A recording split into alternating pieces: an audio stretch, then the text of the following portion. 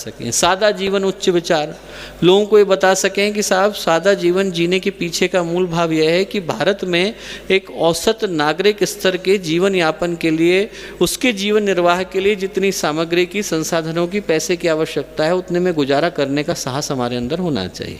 आप एक अजीब सी जो मानसिकता लोगों के मन में देखेंगे कि पैसे को दिखाने की, शेखी बघारने की, चीज़ों को अन्यथा लोगों के सामने प्रस्तुत करने की, आदमी की जेब में जरा से भी पैसे नहीं है पर लोगों के सामने ज़्यादा बढ़ा चढ़ा करके प्रस्तुत करने की जो मानसिकता है वो विगत दिनों भारत में बुरी तरह से बढ़ गई। और इस पागलपन का नतीजा है कि आदमी के पास कमाने के लिए 30,000 नहीं होते पर शादी में वो 20-20 लाख रुपए खर्च करना चाहता है। क्यों? हम लोग उनको बड़ा मानते हैं जो शादी में 200 करोड़ अपनी बेटी की शादी में खर्च करते हैं कि साहब वो तो बहुत बड़ा आदमी है। क्यों? उनने अपनी पत्नी, अपनी बच्ची की शादी में 200 करोड़ रुपए खर्च किए थे।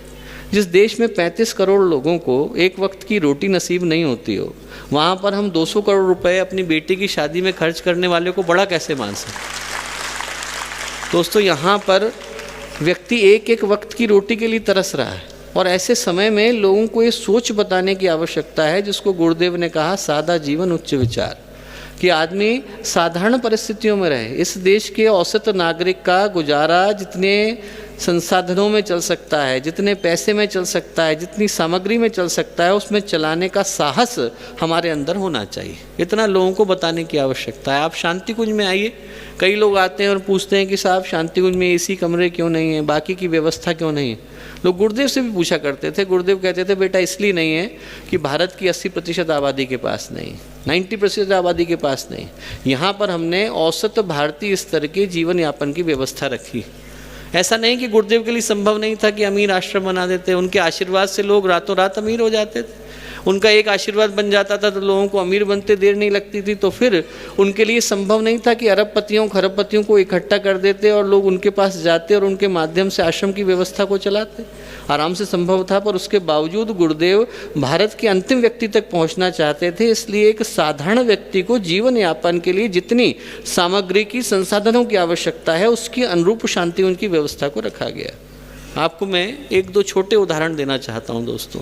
अपने यहाँ के बहुत वरिष्ठ कार्यकर्ता हैं और मिशन के बड़े समर्पित कार्यकर्ता हैं। नोवाल जी भाई साहब नागपुर के रहने वाले हैं।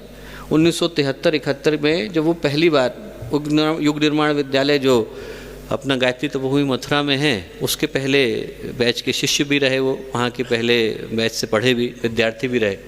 और जब वो शुरू के दिन में गुरुदेव के पास आए तो बिल्कुल साइकिल पर आए थे। गुरुदेव के चरण छुए, गुरुदेव से पूछा कि गुरुदेव मैं क्या करूं? तो गुरुदेव ने कहा बेटा तू डायनामाइट की फैक्ट्री खोल। उन्होंने कहा गुरुदेव मैंने तो कभी सुना भी नहीं था डायनामाइट, पहली बार सुन रहा हूँ। तो गुरुदेव बोले नहीं बेटा तू डायनामाइट की फैक्ट्री खोल। तो उन्होंने जा कर के पढ़ाई करी और धीरे धीरे करके अपनी कंपनी खोली।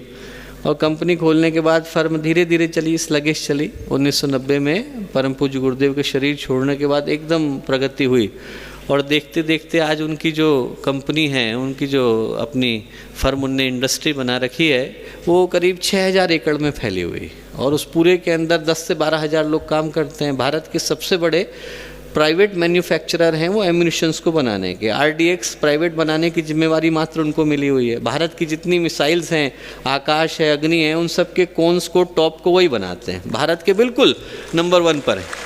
और आप वहाँ पर जाएँ तो उनने अपना जो ऑफिस है उसमें गुरुदेव की खड़ाऊ रख रखी है। बोलते मैं गुरुदेव का कार्यकर्ता हूँ, यहाँ रह करके काम करता हूँ। तो दोस्तों, जिनके आशीर्वाद से लोग अरबपति बन जाते, उनके लिए संभव नहीं था। संभव था, पर गुरुदेव सोच देना चाहते थे कि इस देश को सादा जीवन के साथ उच्च विचार को लेकर के चलने की आवश्यकता है। जो एक अजीब सी मानसिकता लोगों के मन में पनप गई है, उसे लोगों को बदलने के लिए प्रेरित करने की आवश्यकता है। ये जो आप देखें, आदमी सड़क पर चलता है और वो व्यक्ति बहुत कम में गुजारा कर रहा है, पर उसे एकदम बगल में एक व्यक्ति दिखाई पड़ता है जो मर्सिडीज़ की गाड़ी में जा रहा है, उसने सूट पहन रखा है।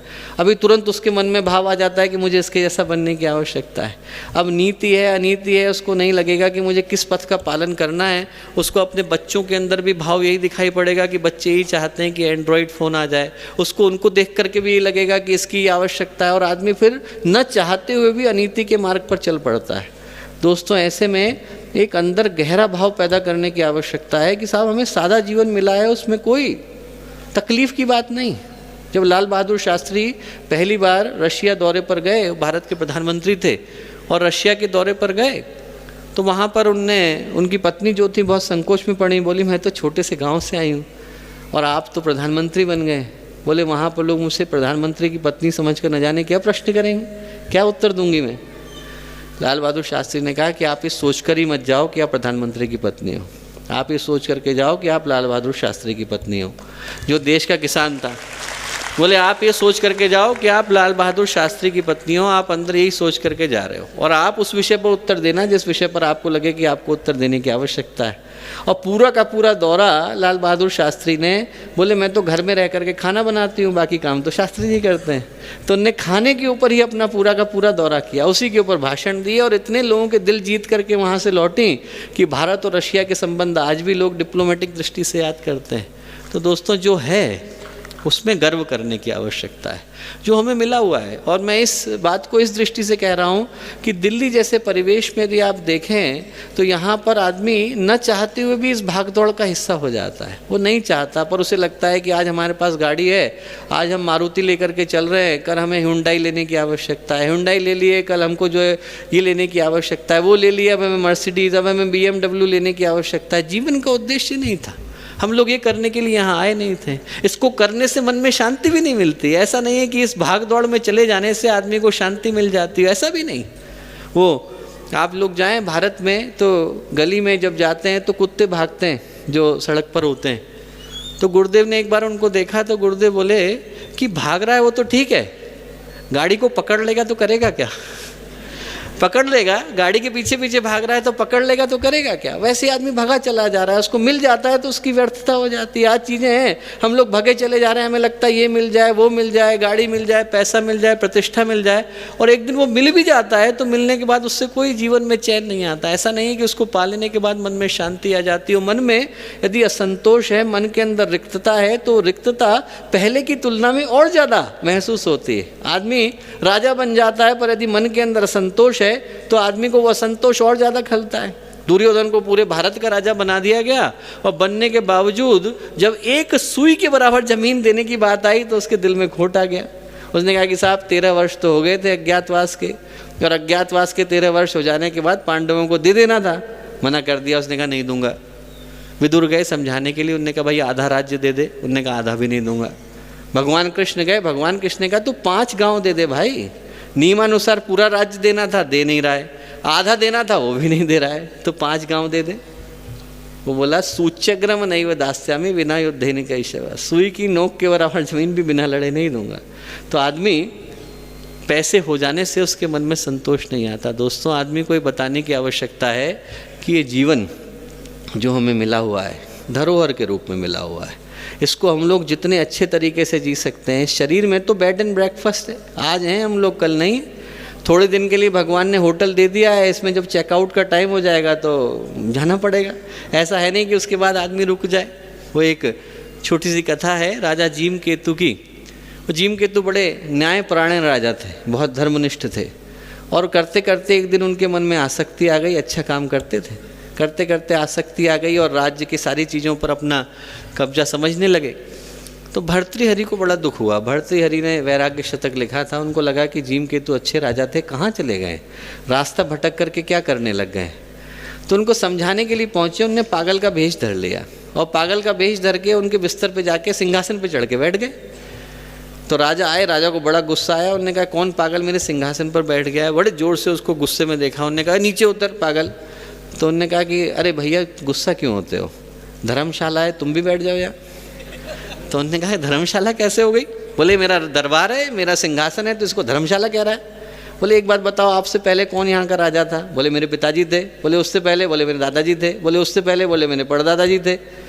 बोले पर वो अभी तक तो राजा नहीं है ना। बोले नहीं अब नहीं है। बोले जहाँ पर आदमी कुछ दिन आकर के कुछ दिन ठहर के चला जाता है उसे धर्मशाला ही कहते हैं। यहाँ पर आदमी आता है, थोड़े दिन रहता है, थोड़े दिन चला जाता है। बोले धर्मशाला को अपना समझ लेना गलती है। एकदम जीम केतु को भान हुआ कि क्या कर रहा था मैं, उनको तुरंत होश आया। तो दोस्तों सादा जीवन उच्च विचार के पीछे का भाव यही, कहाँ किस दौड़ में आदमी लग गया है, किस व्यर्थ की चीज़ों को पाने के लिए आदमी लग गया है। उसको समझाने की आवश्यकता है कि पैसों से मन की तृप्ति नहीं मिलती। तीसरी समस्या, अपने इस गरीब देश में जहाँ पर आदमी एक वक्त की रोटी के लिए तरसता है, वहाँ पर इस पागलपन की है कि आदमी के पास जेब में 10,000 रुपये नहीं होते पर वो 1 करोड़ दिखाने की लालसा में घूमता फिरता है। उसके मन में ये आ जाता है कि साहब मुझे अभी दिखाने की आवश्यकता है, कैसे करके दिखाने की आवश्यकता है। उधार के पैसों से आदमी अमीरी दिखाने में लगा हुआ है और उन लोगों को प्रसन्न करने के लिए दिखाने में लगा हुआ है जिसको वो पसंद भी नहीं करता। ऐसा नहीं है कि उन लोगों के साथ उसके संबंध अच्छे हैं, वो सामने वाले ने चूंकि खरीदी है इसलिए हमें भी खरीदने की आवश्यकता है। हम लोग बाकी की जिन परंपराओं को लेकर के निकलते हैं उसके साथ एक छोटी सी इस सोच को भी लेकर के निकलें कि हम लोगों को गुरुदेव के मूलभूत विचारों से परिचित करा सकें। सादा जीवन उच्च विचार, लोगों को ये बता सकें कि साहब सादा जीवन जीने के पीछे का मूल भाव यह है कि भारत में एक औसत नागरिक स्तर के जीवन यापन के लिए, उसके जीवन निर्वाह के लिए जितनी सामग्री की, संसाधनों की, पैसे की आवश्यकता है उतने में गुजारा करने का साहस हमारे अंदर होना चाहिए।